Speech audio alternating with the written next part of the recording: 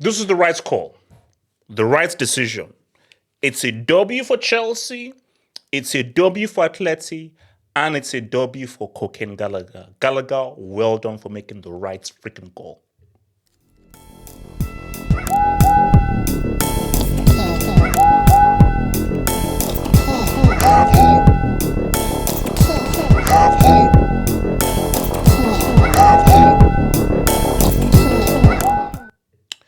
Congrats. Congrats to Gallagher, man. Um, I'll be real with you. I thought he was going to stay. I thought he was going to stay because I just felt that he would. That several English players don't like leaving their comfort zone. So I thought, does like living his comfort zone? A lot of English players prefer to stay within England. I doubt he'd move to another Premier League club, perhaps like a rival club. He stays, which I think would have been a bad decision because Maresca and Chelsea have clearly said that you are surplus to requirements, you're not part of this team. So well done to Gallagher. Well done. I'm proud of him for taking the leap, being brave, going out to your comfort zone, and I think making the right call. Now, there's a report that says he rejected other Premier League clubs because he didn't want to play against Chelsea. Now, I'm hoping that's not true, and he only rejected those clubs because Atleti is the best option. So whether it was, because let's be real, it wasn't City, it wasn't United, it wasn't Liverpool, it wasn't Arsenal. So if it was any other teams apart from those clubs, Atleti is a much better option. Now, Atleti are not as big as Chelsea in terms of Chelsea's trophy history, brand recognizability, and just how big and just how respected Chelsea are as a global club and a global brand. Boom. But in 2024, Atleti are in a much better footballing position than Chelsea are. That's just a fact, you know. Yes, Atleti will never have Chelsea's history. Like Atleti will never have this.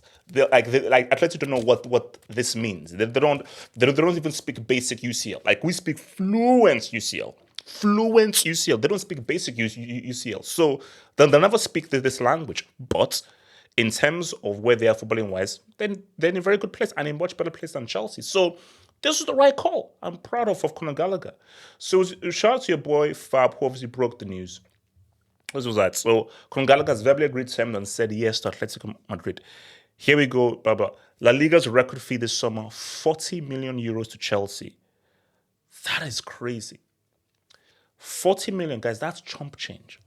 For like a mid-tier team or a team like even just in the relegation zone, that's chump change. It just shows you the levels in terms of what guys can deal with monetarily between the Premier League and La Liga because, bro, 40 that's really nothing. So that's like record fee for these boys. That's nothing in the EPL. So if we go even further, man. So, hold, let me put this right. There we go. Simeone pushed hard to convince Conor Gallagher, who is set to sign a 5-year deal that could earn him as much as 200,000 a week, including bonuses, to join Atletico Madrid. Gallagher also consulted Kieran Trippier before making his decision. For me, this was the key. Even when we were discussing this, I always said that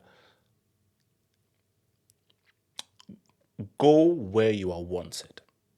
And you see, for me, I understood why it was so hard for Conor Gallagher to make the decision because academy player, you've gone through the ranks. It's a club that you know so well. You've been captain of that club. It's your boyhood club. And I understand that attachment. But sometimes you just need to keep it a stack and keep it real. You know, the game is the game. The game is the game. One time you're loved, one time you're not loved. And I think the moment that Pochettino left, a new manager came in, a guy drastically different from Pochettino, his days were numbered. And I think as a football player, you've got to think about number one. You've got to put yourself first. I think once he realized that, yeah, I'm no longer wanted here, I'm not appreciated here, it was time to bounce. It was time to bounce. But in Simeone, let's be real, Simeone is a much better manager than Maresca. So you're going to a much better manager. This is a guy who has guided Atleti to 2 La Liga titles in the duo play of Barca Real. And that 24 La Liga title, that is done. Borderline door in terms of winning the La Liga title with peak Messi and Barca and peak Cristiano and Real Madrid. He's taken Atleti to 2 UCL finals. So what this guy has done for Atleti is simply amazing. So, and I think the fact that he wants Conor Gallagher and he's earmarked him as a player that fits into this team, it makes sense. And anybody who remembered how Atleti used to play during their heyday, I thought was like 2014 to 2016, where they were like San Quentin FC, that bulldog, that destroyer. Basically, they want thugs. They want to get. Actually, they used to be called Thug FC. Like, if you used to watch the football hubs back in 2014, 2015, 2016, my nickname for Atleti they were Thugs FC. They were thugged out. And I think Simeone is that we've tried the footballing roots. Let's get back to our roots. Let's go back to our thugged out roots. And he's getting a thug in Conor Gallagher. Like, Conor Gallagher, he's not a footballer. He's a thug. And in a football team, you need the techniques, you need the lalas, you need the role players, and you need the thugs. You know, bro, go ask Gattuso. Sometimes you need those thugs because everybody plays a role in the team. So I think for Gallagher, he fits Atleti beautifully well. He fits him beautifully well, and I think that he will be an asset because I think the closest thing to what Gallagher does, I think, is De Paul. But De Paul is actually much more of a footballer.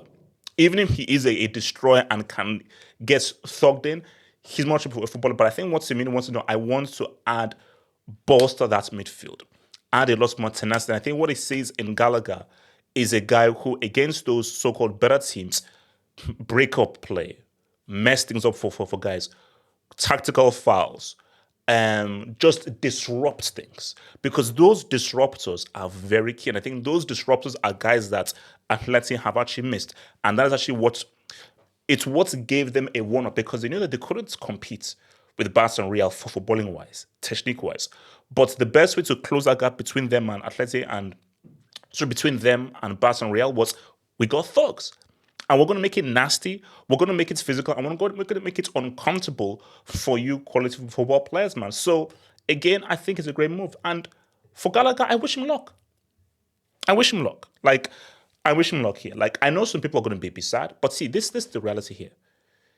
If Gallagher was one of Chelsea's best performing players last season, 100%.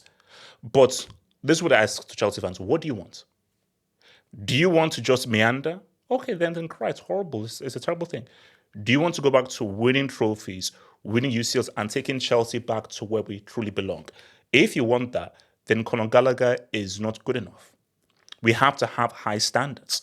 And based on the high standards that we need to compete with City and beat City to the title, the standards we need to beat a Real, a Bayern, a City, a whatsoever to a UCL, we need the very best, the best. And simply, Conor Gallagher is not good enough for what Chelsea wants.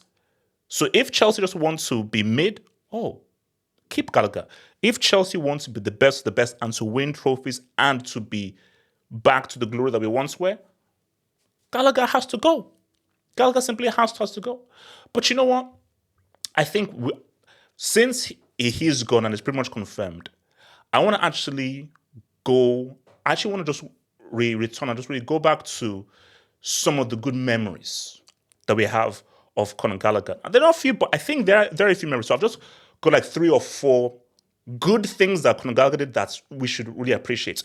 So the first good memory of Conor Gallagher, this is a good memory. The first good memory of Conor Gallagher is this. So it's pretty much when